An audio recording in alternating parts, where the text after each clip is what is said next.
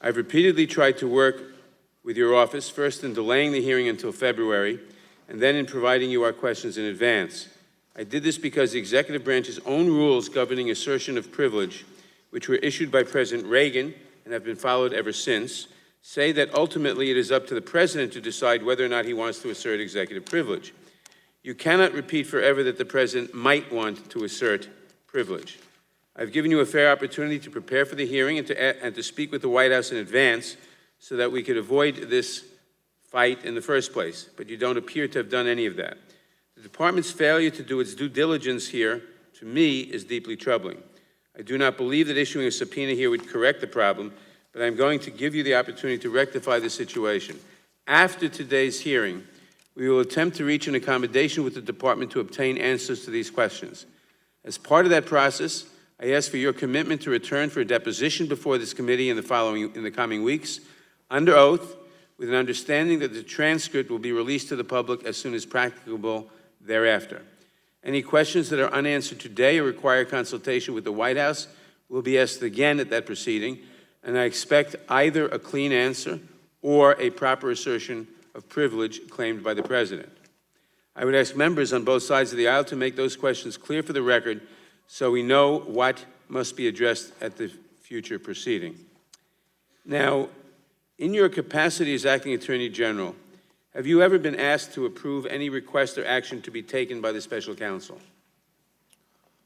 Mr. Chairman, I see that your 5 minutes is up, and so I'm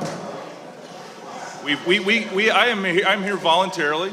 We have agreed to 5-minute rounds, and the committee. I think that's a fine place to end the 5-minute rule. The committee will come to order. I will point out that we didn't enforce the 5-minute rule on Acting Attorney General Whitaker. We will.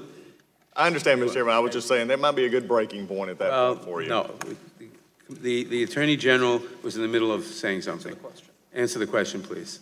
Regular order. Should I ask the question? Okay. Yeah, in your capacity please as ask the acting, question. let me just repeat the question so people remember what we're talking about.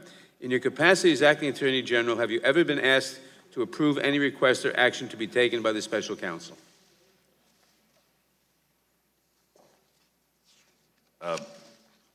Mr. Chairman, I, as the Acting Attorney General, I am under the Special Counsel's rules. I am the person that is ultimately in charge of the investigation, and I have exercised that authority under the Special Counsel's regulations of the Department of Justice. So I assume the answer is yes. Regular order, Mr. Chairman.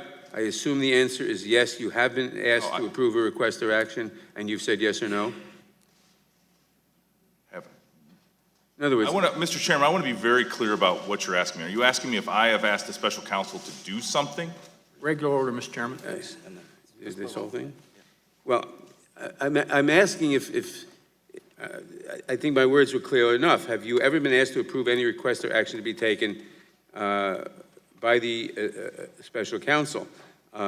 Last week, you commented on the status of the investigation, stating it was close to being completed, unquote. This was said despite the fact you recognized just moments before that it was ongoing, stating, quote, I really am not going to talk about an open and ongoing investigation otherwise, close quote. So all I'm asking you is, have you been asked to approve or disapprove a request or action to be taken by the Special Counsel? Point of order, Mr. Chairman. I've asked the question. Point of order, Mr. Chairman. Point of order is not in order until the question is answered. We're not operating under the 5-minute rule anymore then? Point of order, the witness will answer the question.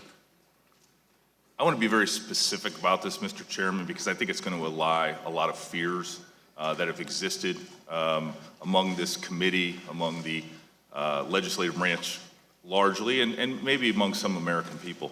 We have followed the Special Counsel's regulations to a T. There has been no event, no decision that has required me to take any action, and I have not interfered in any way with the Special Counsel's investigation. Very good. Thank you. My time has expired.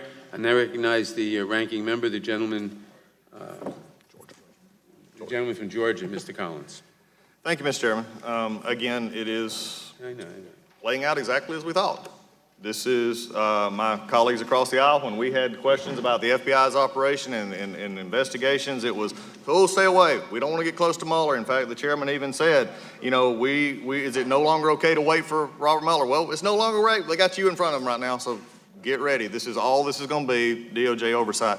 And it is, I'm just going to say it for a second, there is some things interesting here that you did point out in your opening statement that do need addressing. I think there's a lot of things, whether it be voting rights issues, whether it be civil rights issues and other things, and I get that. But I'm also going to deal with something that is directly under your oversight purview, Mr. Acting Attorney General, and we're going to talk about something I've written a letter about. And I believe that lying before this body or anybody is wrong, especially under oath, and that's not the issue, but the issue is tactics. And a question is, were you aware of Roger Stone's indictment before it became public? Congressman, that's as you know, an important question. It is also, Mr. Stone is part of an ongoing investigation, but I have, again, been briefed on the special counsel's investigation. That would have been that would have been considered a development that I would have been briefed on, and I was briefed on that.